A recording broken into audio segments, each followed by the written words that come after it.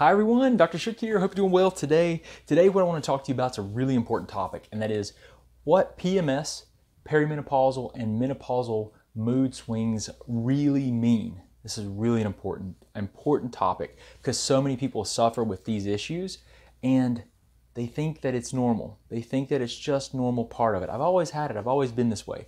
Well, we've got to talk about why that is, because there's a reason for that. And so, the first question I already kind of answered is, do you think that these symptoms, these problems are normal? Is PMS normal? Changes with perimenopause and menopause, are they normal? Should you have, it's just normal to go through this because it's just part of being a woman. Well, I'm going to disagree. Now, don't throw anything at me or get upset. I'm telling you that there's something underlying that's driving those symptoms. So let me kind of pull this together for you a little bit. So, for example, low estrogen will lead to low serotonin. Now, serotonin is a neurotransmitter, okay? Low serotonin can lead to irritability. So it can come back to your hormones, right? But when you look at the hormones, I don't want you to be misled just because I have it dissimplified.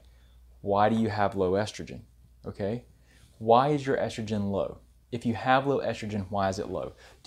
Are you producing a lot of cortisol because you're under stress? You can have different types of stress that will drive up cortisol, which will deplete the hormones needed to make estrogen, okay? Stress can cause you to make a stress hormone at an increased rate that causes you to not have, let's use, for example, DHEA, a hormone that you need to make estrogen. So you could have low estrogen because of stress. 3 types of stress: emotional, chemical, and physical pain. What do all 3 of those do? All 3 of those types of stress drive a sympathetic nervous system response. Now, what is that? Sympathetic nervous system. Your involuntary nervous system has 2 divisions: sympathetic and parasympathetic. Sympathetic is your fight or flight system. Parasympathetic is rest and digest. So those stressors activate the sympathetic nervous system. When you do that, you will produce more cortisol. So you'll produce cortisol to try and quench inflammation, to try to help you with pain. Under emotional stress, it helps you to deal with the pain. It is anti-inflammatory, does several things. So it helps, but it will deplete estrogen. So you've got to ask yourself, why is estrogen low? That's resulting in serotonin being low. That's resulting in the irritability. You got to trace it all the way back. So you look to see if there's cortisol high. Why is cortisol high? Why is it low? Is there inflammation? If there is, where's the inflammation coming from? You're looking for the cause, right? Now, inflammation, just finished talking about it.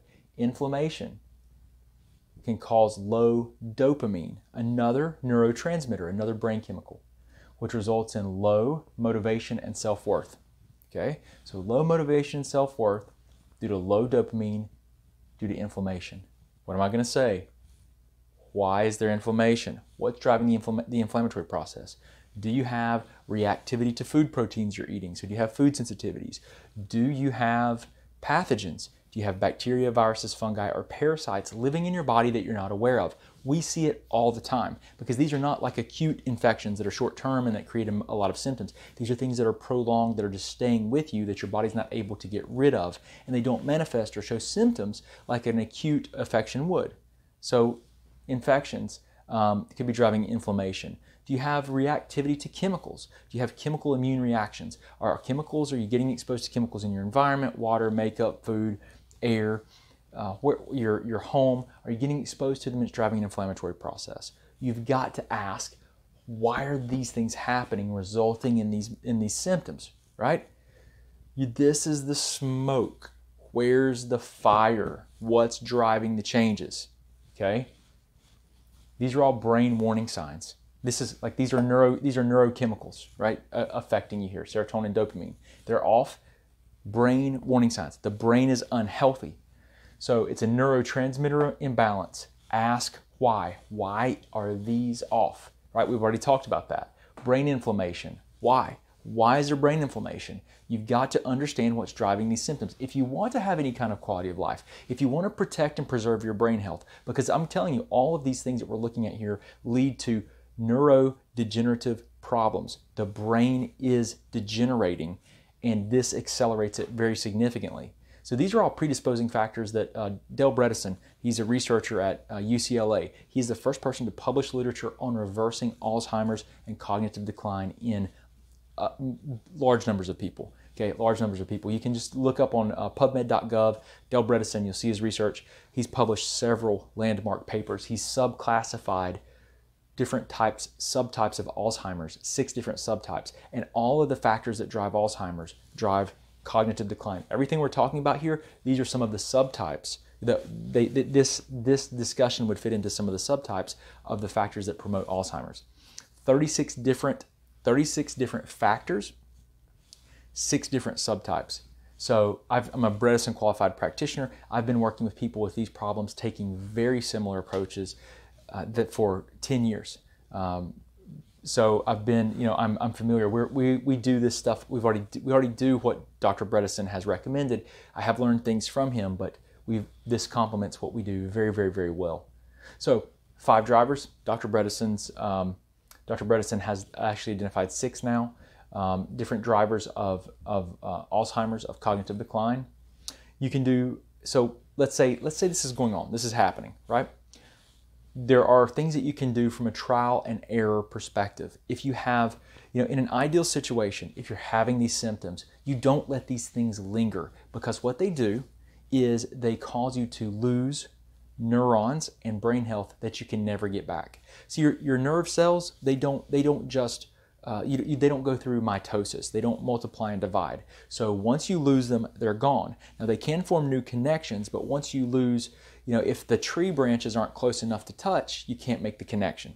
Make sense? So once you lose, if we use the analogy of a forest and the branches aren't close enough to touch, then you can't make the connection and you lose function significantly that you cannot get back. So you also have poor quality of life with this. So in an ideal situation, what you're going to do is you're going to get help figuring out why. Someone that understands this can help you figure out why, can help you to take a science-based approach to detect what's driving this using objective, repeatable laboratory testing. What's driving this? Step 2, remove. So once you've identified it, focus on removing the problems or replenishing what's missing. Step 3, you want to repair and you want to actually optimize the physiology and the function. So detect, remove, repair is our general acronym, and there's 3 different phases we go through here. This is ideal. If you don't have the resources to get assistance to use this approach, then you can do some things that are trial and error. You can change your diet to a healthy ketogenic based diet. You can use supplements like a multivitamin, fish oil, vitamins A, D, E, and K typically are good. Those are basic starting points. And then you could also make sure you're getting adequate sleep and movement. Very, very important for cognitive function, and that can help with decreasing inflammation, regulating blood sugar, improving cortisol levels, which we mentioned could have an effect here. Now, if you're interested in getting help, if you're having some of these problems and you would like to get some help, I work with people across the United States, in other countries, and we do distance consulting. We actually do very, very in-depth health histories with them. We spend a lot of time looking at the information that we gather, putting it together. We have rather long appointments, about an hour long, to review that information and really drill down and try to understand what is likely driving these symptoms. Then once we have that information, we will figure out what are the testing options that we can do to help us investigate why these problems are actually happening. Once we get those test results back, we formulate a specific plan based on that data and your history, and we start working on getting you healthy. And that's the strategy we use. Now, we can do that with people across the United States and in other countries. We do it, it's distance consulting. If your problem is thyroid related, for example, so if you have a thyroid problem and you're having these issues, then you can go to new.thyroidconsult.com to learn more about working with me one-on-one. You can either come into my office or we can work via distance consulting. okay, which we do quite a bit. Or if you have a brain-based problem, if you have a family history of Alzheimer's, of neurodegenerative conditions, dementia, Parkinson's, if you have been diagnosed with mild cognitive impairment, if you notice that your mental focus, your memory, your clarity, if you have brain fog and that's declining, then you want to go and you want to look at, this will explain our Saving the Brain program that I put together. You just go to new.alzconsult.com, and short for Alzheimer's, because really these are the factors. These factors lead to cognitive decline and can result in ultimately Alzheimer's. It could. New, so you just go to new.alzconsult.com and you can learn about it there if you've got more of a brain-based problem. If you know you have a thyroid problem, or if you think you have both, you can go to either one. But if you're more concerned about the brain, go here and you can learn a little bit more specifically about my brain-based program. If you have autoimmunity and Hashimoto's, you go here. Okay? So anyway, I hope this helps you to better understand some of these factors that drive these symptoms. They are not normal. They put your brain at risk. They are warning signs for poor brain health. Please take it seriously.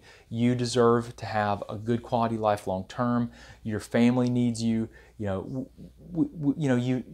deserve to have a good life. You just need to, if you're having these issues, there's a reason for it. They need to be figured out so that you can ultimately do the things that you want to do in life and have the kind of life that you desire. So if you need any help, you have any questions, please let me know. Post your comments here. We'll help you out as much as we can. But I hope this has been informative. I really appreciate you guys spending this time with me today, and I look forward to talking to you again soon. Thanks.